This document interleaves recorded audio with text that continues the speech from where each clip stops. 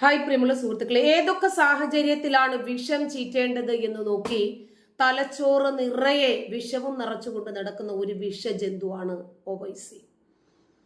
ഏത് സാഹചര്യത്തിൽ എപ്പോഴാണ് എന്താണ് പറയേണ്ടത് എന്നറിയാതെ കിട്ടുന്ന അവസരത്തിലൊക്കെ മതപരമായിട്ടുള്ള പരാമർശങ്ങൾ നടത്തി ആ രൂപത്തിൽ വിദ്വേഷം വാരി വിതറാനാണ് ഒവൈസി ശ്രമിക്കാറുള്ളത്. ഒവൈസി പറയുന്ന പല കാര്യങ്ങളും എപ്പോഴും വിവാദപരമായി തന്നെയാണ് നിന്നിട്ടുള്ളത്. കാരണം 6-ാം നൂറ്റാണ്ടിന്റെ തലച്ചോറാണ്.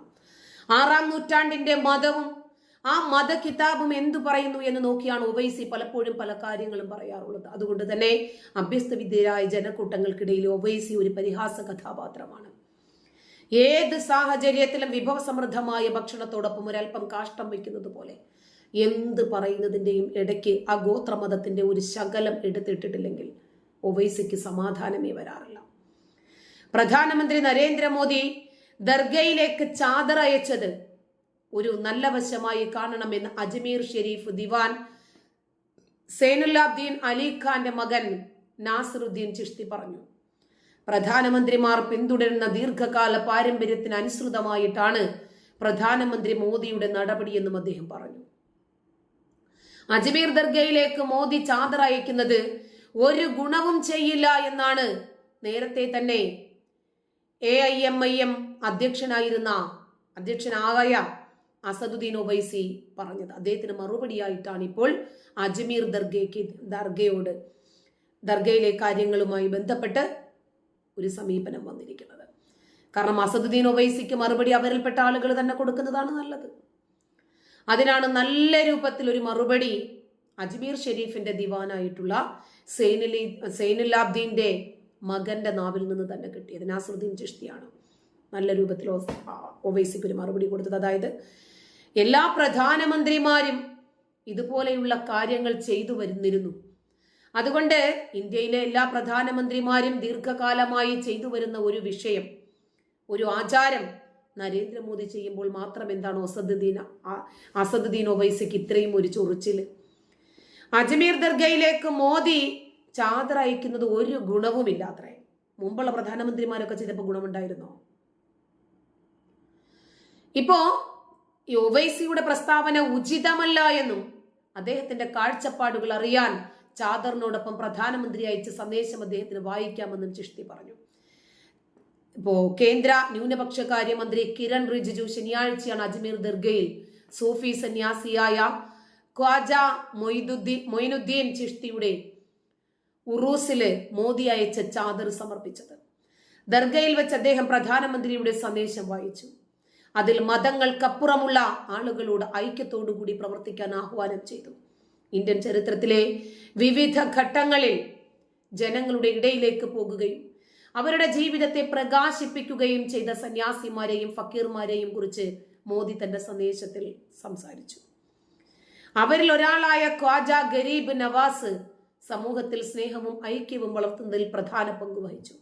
സമാധാനത്തിനും സാഹോദര്യത്തിനും വേണ്ടി സമർപ്പിച്ച അദ്ദേഹത്തിന്റെ ആദർശങ്ങൾ തലമുറകളെ പ്രചോദിപ്പിക്കുന്നത് തുടരുമെന്നും സന്ദേശം വായിച്ചുകൊണ്ടിരുന്ന മന്ത്രി കൂട്ടിച്ചേർത്തു.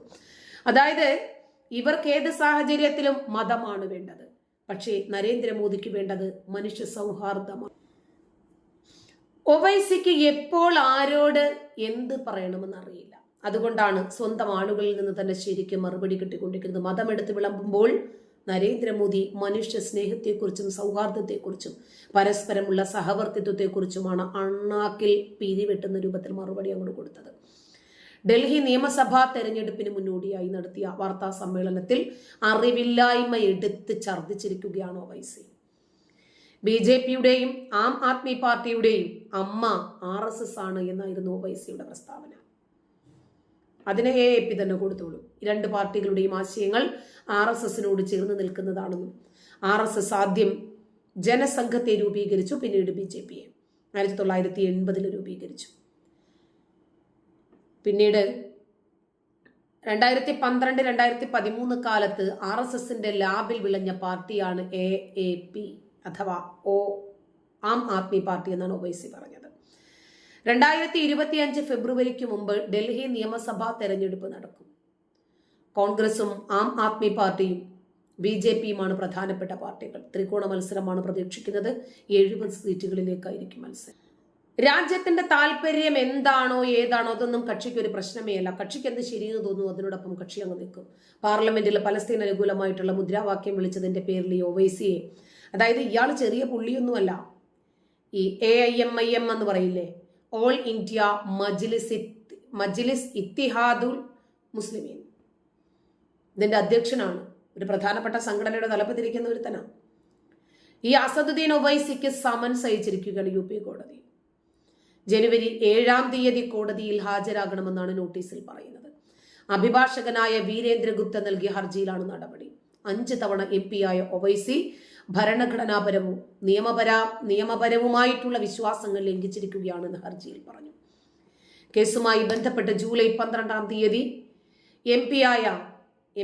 MLA കോടതിയിൽ ഹർജി നൽകിയെങ്കിലും അത് തള്ളിയതായി വീരേന്ദ്ര ഗുപ്ത അറിയിച്ചു. പിന്നീട് ജില്ലാ ജഡ്ജി സുധീർ ഹർജി അത് അംഗീകരിക്കുകയും ജനുവരി 7-ാം തീയതി ഒവൈസിയോട് ഹാജരാകാൻ ആവശ്യപ്പെടുകയും ചെയ്യുകയായിരുന്നു. ഹർജിക്കാരനായ വീരേന്ദ്ര ഗുപ്ത പറഞ്ഞു, ജൂൺ 25-ാം തീയതിയാണ് അസദുദ്ദീൻ ഒവൈസി ഹൈദരാബാദ് MP ആയി സത്യപ്രതിജ്ഞ ചെയ്തത്. സത്യപ്രതിജ്ഞാ ചടങ്ങ് ചെയ്തതിനു ശേഷം ജയ് ഭീം, ജയ് മീം, ജയ് തെലങ്കാന, ജയ് പലസ്തീൻ, ഇതായിരുന്നു ഒവൈസിയുടെ മുദ്രാവാക്യം.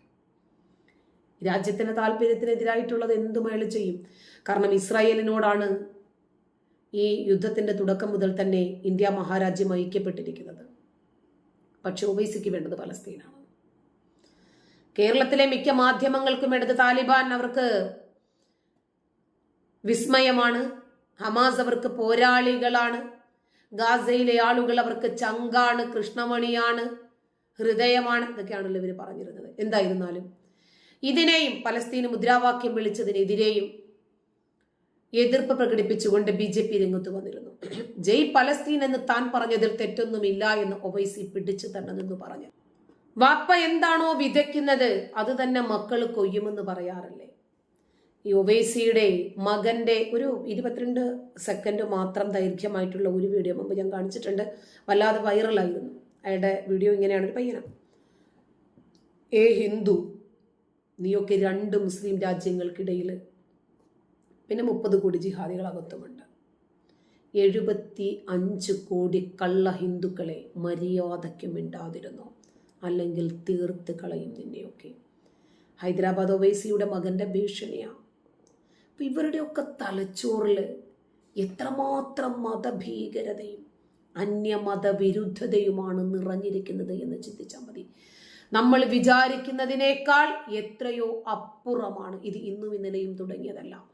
ഈ മദ്രസ തലമുണ്ടല്ലോ, അത് മുതൽ തന്നെ അന്യമത വിരുദ്ധതകൾ ഇവരുടെ തലച്ചോറിലേക്ക് ഇങ്ങനെ ഇഞ്ചക്ട് ചെയ്തുകൊണ്ടേയിരിക്കുക.